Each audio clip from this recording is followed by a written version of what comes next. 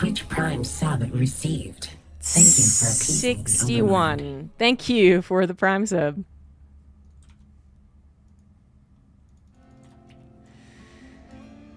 In the top right of ley lines for a fresh best of 3 from the GSL Qualifier round 1. It is Classic. In the bottom left, we have Rogue. So another PVZ. We don't get to cast these guys as often. Rogue did come back a while ago, but, I mean, just simply isn't as active as some of these other Korean players who do, again, participate in every single weekly cup there is. There's tons of other tournaments happening on Wardy's channel, and Steadfast channel, on Crankly Duckling's channel. Like, there's tons of them happening. I'm sure they're playing in a lot of things, but as far as the Monday major Open Cups, if you will, not as much from these two. So Rogue, he is still kind of the Rogue you remember as far as his playstyle goes, but he just is not as deadly as he once was. You still don't want to ever underestimate Rogue, of course, but the days of him bombing out in a GSL and then the very next season still being a good pick to win GSL, I think, are over. I love that he's still doing these blocked hatcheries. I went over this, actually, on Monday last week about how I don't think block hatcheries are really that good, but it does mess up the Protoss. It also messes up the Zerg. But that was a different Zerg, different Protoss, and Rogue, to me, that is the first thing I think of when I think of Rogue, is blocked hatcheries, proxy hatcheries. I don't know why. I guess he just did a lot in Pro League, and that was the meta when Pro League was happening. It was fun. It was fun. Yeah, he's not the guy you would bet on to win a tournament. It's still an okay bet, but it's not the same. Classic has been on the verge of greatness for so long. I think it's his story recently.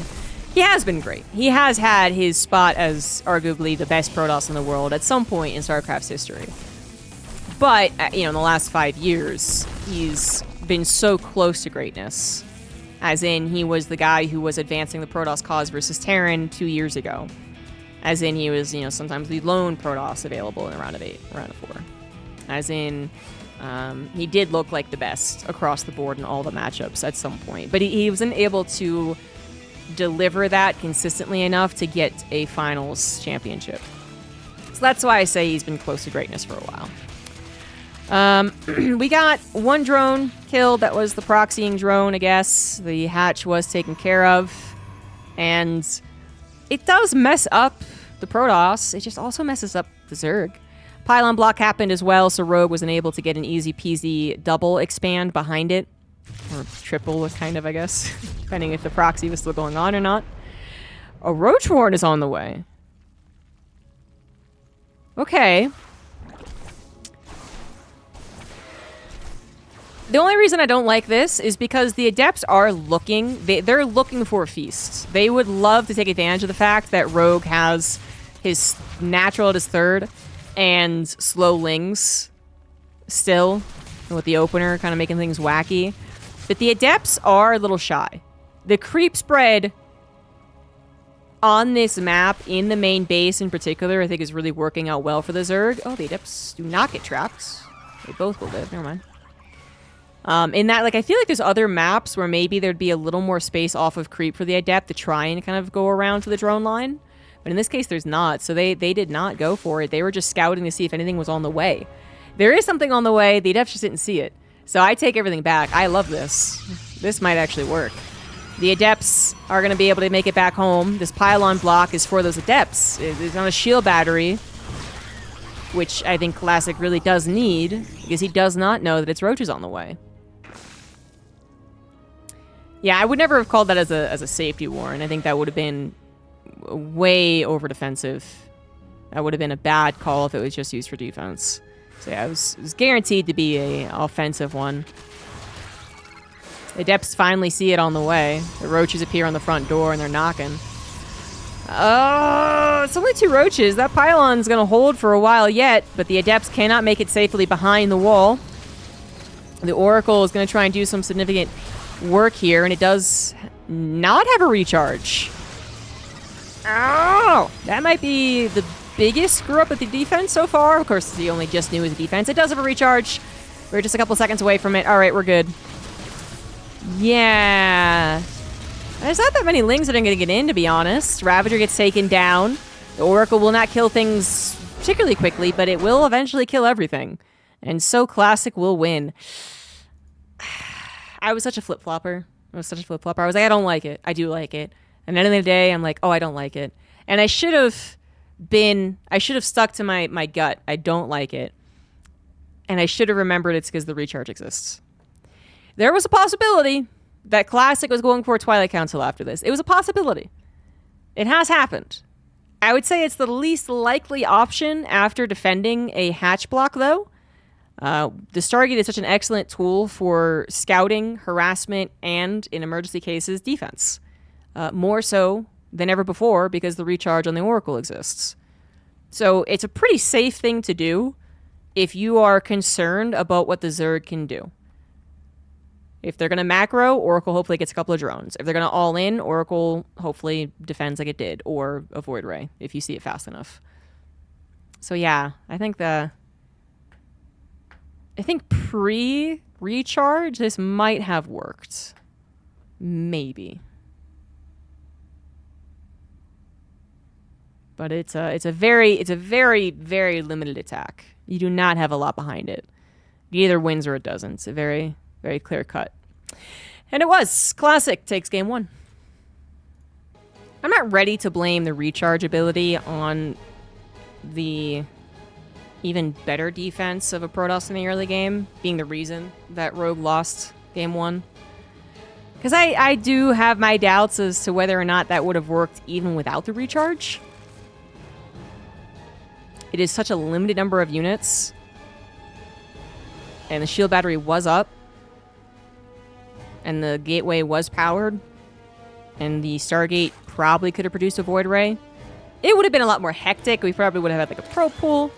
We would have had, stalkers trying to buy time before they died. And we would have had maybe an opportunity for the Zerg to try and macro out of that, I guess. But it is more maybes without the recharge, sure. But I'm still not sure it would have worked. It is not a common... I was going to say response. I'm not sure if that's the right word. It's not a common strategy anymore. And that's been the case for the last 4 years. I don't know. It's a long time. It's a long time since a 2-base all-in versus Protoss has worked. I'm really wondering what the plan is here with this block hatch. This may have just been I'm messing you up, and I'm going to do that double expand back at home. Because it did look like that was his plan. He had 400 minerals, I think, when that pylon was still up in his natural. And then I think he threw down the Roachborn. So I want to say that was his original plan. We might see that actually happen here, and then maybe the game looks a lot better. This block is done. A Zealot was made. You can try and respond to this with a double gateway, and then use that double gateway to attack. It's not necessary to stop the hatchery, of course, but you could then use it to attack. But also to guarantee that it's a wall in case they're doing a 1-base cheese, I suppose. But that's not the common way to do things. And it's not what Classic is doing. You still have some room to engage with your 1 gateway worth of units against the Zerg, because the slow Lings are going to be slow. So that's your time to shine. But then once the speed's done, you do have to respect that. And Stargate seems so likely as the follow-up. There's that third hatch. Natural was not blocked this time. Classic did not go for a probe scout. That's already a big difference. Rogue gets to play his game. Adept, not going to go for that shade. That would not have been worth it, but there's no targets in the natural either, so they're really not getting as much as they would like. Yeah, no, this one blocks the left too. I guess it'd kind of be if you did want to shade in to get a full scout, you could play around the non-creep area a little more. Probably still not worth it. It doesn't seem that way. That is so many lings, too, that it's really arguable that you've already done the damage. You just want to make sure they're not all ending you. But that's, what, 14 lings? What could have been 7 drones? Yeah, math. But you have to respect both the Adepts, their ability to micro, as well as the Zealot, which would have loved a direct confrontation with slow lings. And so that's Classic's little counter. Rogue is just droning up back at home. That would be the #1 concern for Classic at this point. Even though there is a third hatch down that has taken away minerals that had gone into that last game's attack, you still want to be pretty careful about this. Even just these lings taking cost-efficient engagements against the Adepts can be bad news for your third base. So the Oracle's going to have to clear this out first. You much would have rather the Adepts have waited a little while longer and stayed alive and then gotten the Nexus. It's that little bit of delay that would have made it safer, and there's already a delay anyway because the Adepts were surrounded. This one, not worth it. Oracle could get a recharge if it goes back, but the Nexus is the priority right now. Lair is on the way. No safety Roach Warren as of yet. I don't think Rogue needs it. But what is Rogue going to do? That is a pretty fast Lair. It was, what, 420? Okay, 420, blaze it. Overlord just confirms the second Oracle. Technically, it might have seen the Twilight Council, yeah, but that was in the natural. Oh, it did see the Twilight Council. There you go. I think a Ling could have seen it, though. That Twilight Council was not trying to be sneaky. It was like, the Overlord's there, the Lings are there, I'm not even trying anymore. Fair enough. Double Oracle is going to get into the main base, possibly, and see that lair timing, and you do have to wonder what they mean to do with that. There's nothing else here. It's got to be Ling Queen. Right? But yeah, oh no, and he loses an Oracle. That's the exact unit you'd want against a bunch of Lings. Oh, did he not get into the main? Oh my god.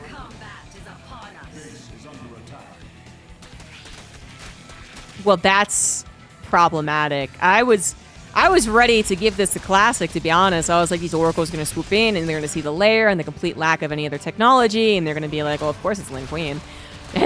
And that just would have been so bad for Rogue, but instead, the Oracles, one dies, one does the perfect anti-scouting maneuver. Wonderful. And Classic is not going to be prepared for this. He doesn't even have a pylon there, much less a shield battery. Plus, it's probably going to go into the main anyway. Maybe he doesn't even need the Nidus.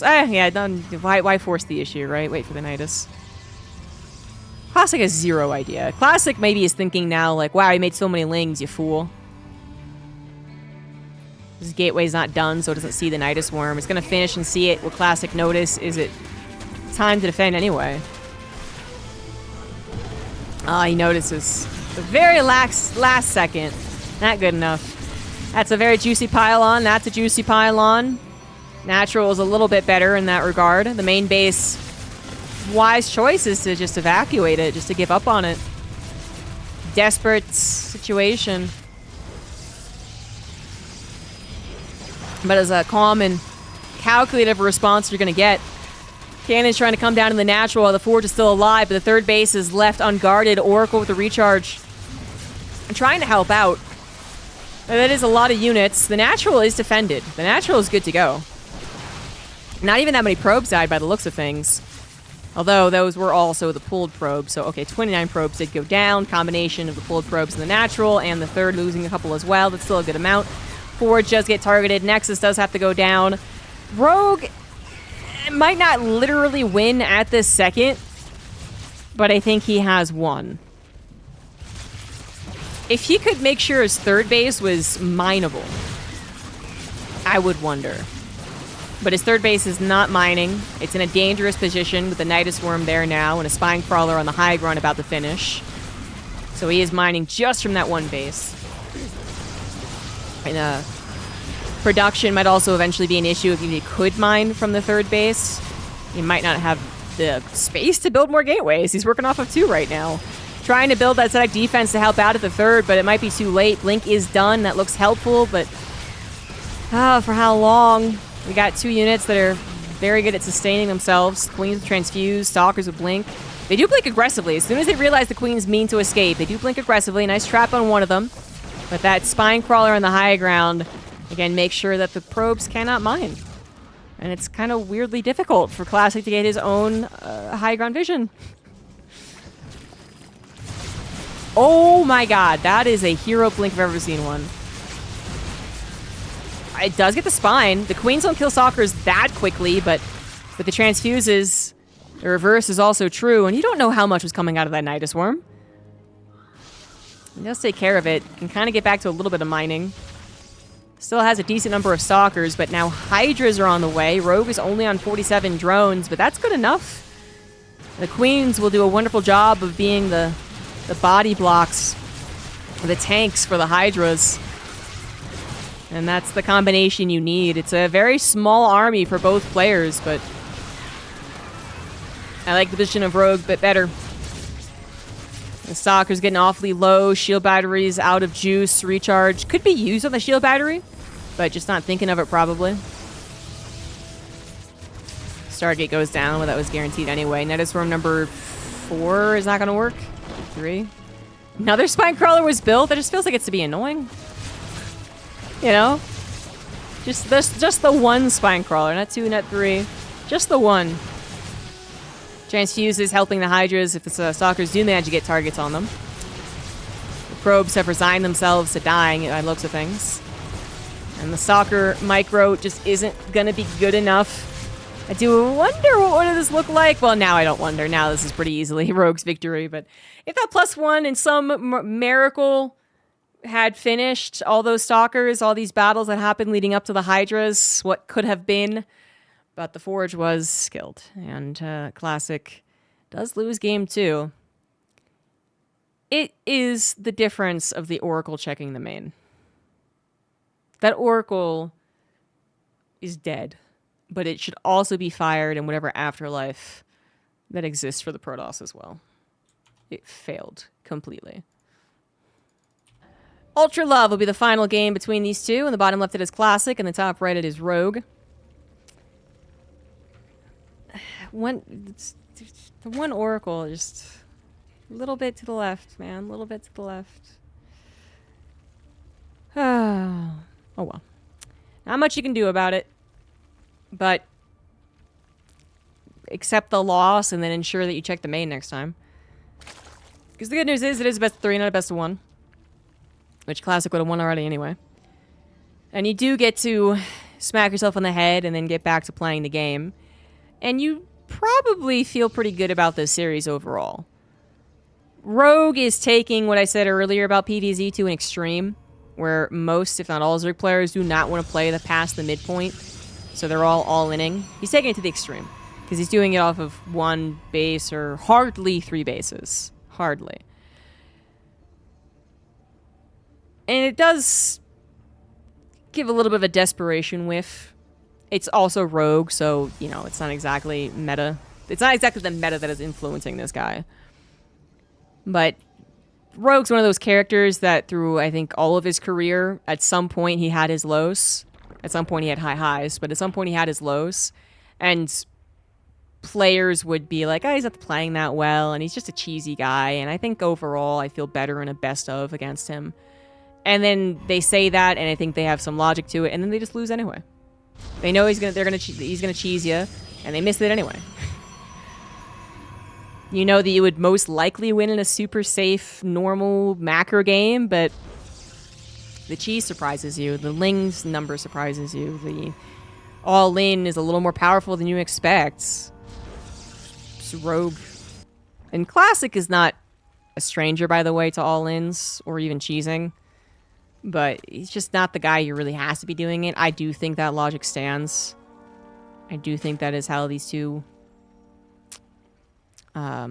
size up against each other. But he could throw out, you know, some adepts. It just, at some point, there's not a reason to try and attack the guy who's guaranteed to attack you. There's not a reason to attack him first. Because if you do just defend, you hopefully win. But not only that, attacking him first comes with, I think, a greater risk. It could just win you the game, and that's nice. but it comes with the risk of it not quite working and then you being in a more awkward spot to defend against their inevitable all-in. So even though I think Classic would 100% in a best of 7 versus Serral bring out tons of all-ins, tons of sneaky deaky stuff, there's, I think, no reason to versus Rogue. And he once again is going for a 2-base Stargate into 3rd Nexus, presumably, and Rogue. Well, what is Rogue going to do? He threw out the Nidus Worm. The first game is kind of I think he had to, on the fly, think through things. That's why he did the all-in that he did. Second game was probably a little more pre-planned. So Nidus Worm has been used. Probably don't use that again. It's then on to some other popular all-ins. We do have the Ling Roach. And we do have Ling Hydra, I suppose. And just Mass Roach as well. Mass Roach Ravager. Those are the ones we've been seeing from Solar a lot. I think around those 60 drones. Maybe even some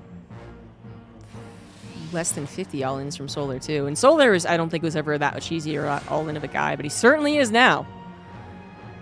That is a lot of Lings on the way.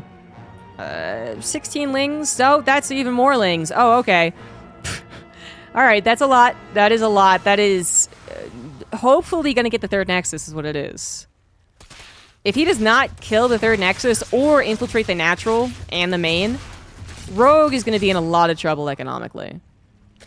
This is a Ling all-in. Not quite the super early one that tries to kill the Gateway, which I haven't seen in forever, man. That's some 2020 vibes. But it is a Ling all-in. And it is either going to try and instantly snip this 3rd, which you really think it should, but 2 Oracles, 1 recharged, it just is so damn difficult to do that now. Queens are a-coming, but very slowly, off of creep, no transfuse, and you would hope there's no way for them to truly kill the Oracle, just kind of push them away. Even though Classic has seen a good number of Lings, he did not see the Queen, so he's not taking this maybe as seriously as he should, but the only problem I see here is the Natural being broken, and then the Lings get into every nook and cranny. That's the biggest problem. I don't think he loses if he has to cancel, or well, if he had to cancel the 3rd, that's not that bad.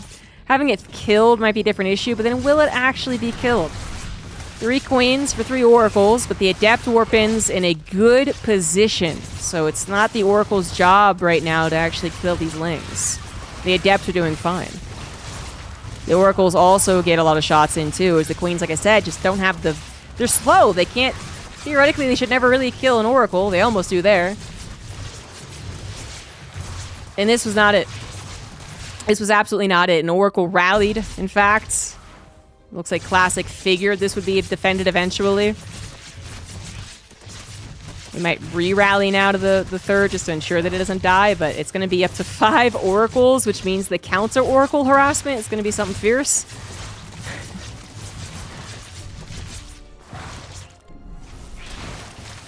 This is the slowest, but still very tense battle I've seen in a while. The Oracle is still not able to take on the Queens, even though they can't transfuse. The Oracle is just a little too shy of energy and health to take that on. If somehow Classic had gotten a shield battery in there, I think that would have been the full stop. But the attack does begin before shield battery is kind of realistically put down. But a supply block for Classic too after losing the Nexus, so he does lose the Nexus. He lets it finish and it dies. That is unfortunate. 5 Oracles still live, however, and Rogue did start to get drones. He did get a second Ling wave. The first Ling wave did not work. It was the second one that he made that actually killed the Nexus. So that's a lot of not droning that was happening. In Classic, he could at this point start maybe overproducing probes just in preparation for his 3rd, but he's been perfectly 2-base saturated the entire time. So it's just not that problematic to lose the 3rd. It had to have happened way faster for Rogue to feel like that was a victory. It had to be the first wave of Lings that killed it to feel like a victory. Roach Warren is on the way. Rogue is getting some Overlords as well, so I guess he's going to go immediately into producing Roaches and try and go for another all-in. Blink will be done, however, and a shield battery will be prepared. Oracle number 1 does go down. Still 4 on the field. A lot of stasis traps. If you think they're going to all-in you, Maybe that third base had a few less drones than you liked. The trick here is that Rogue did saturate his third, and the Oracles did get a couple of kills because of that. 10 drones have died. But it did successfully hide the lack of drones that is actually available, the natural, almost absent of them. But I think, Classic eventually got the hint when the Queens are still in the front lines. Creep's still going this far out, and just needs to be careful not to get surrounded.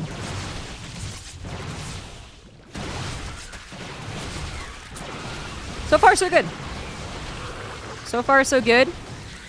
And the Oracles are feeling like they don't even need a stasis trap, I guess.